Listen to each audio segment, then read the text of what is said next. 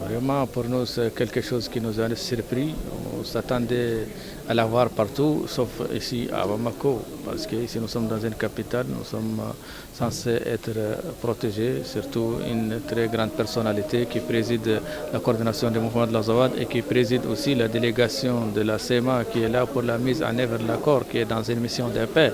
Il doit avoir un minimum de dispositifs sécuritaires pour lui protéger, donc ça a été un choc terrible pour nous. Nous condamnons avec les dernières énergies cet assassinat lâche et nous demandons au gouvernement de la transition et la communauté internationale de mener une enquête indépendante jusqu'à aboutissement pour vraiment identifier les auteurs et connaître qui est vraiment la partie qui est derrière ça et qu'est-ce qu'elle vise. Il faut tout faire pour que ce ne soit pas une menace pour la réconciliation nationale. La réconciliation nationale, c'est un crime crapuleux, c'est un événement d'une gravité particulière, se produisant ici même à Bamako.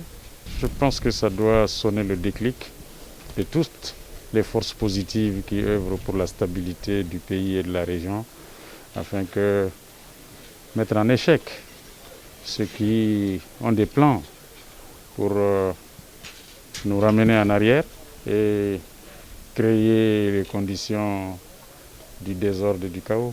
Sidi Ibrahim Ould-Sidati n'appartenait plus à la seule localité de Ber, à la seule région de Tombouctou, au seul nord. C'est un acteur important du processus de paix au Mali.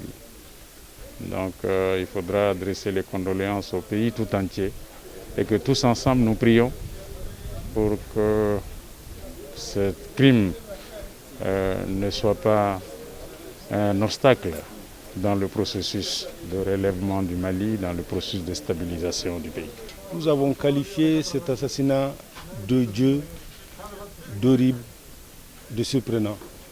Et nous sommes convaincus et persuadés que les auteurs de cet attentat sont les ennemis de la paix qui pensent entacher le processus de paix avec l'assassinat de cet artisan de la paix, de cet artisan du processus de paix, de cet ami infatigable du processus de paix, de cet ami infatigable du Mali, de la SEMA et de la plateforme. Nous ne pouvons pas souhaiter que ça aille jusqu'à compromettre le processus de paix au Mali. Et nous savons qu'il a entamé à quelques points de vue, et c'est ce que nous avons dit. Maintenant, que tous ceux qui savent que le processus de paix est en danger à cause de ses ennemis qui lui posent des actes comme tels, se mettent ensemble pour préserver le processus de paix. D'ailleurs, à cause des résultats des développements qui ont envoyé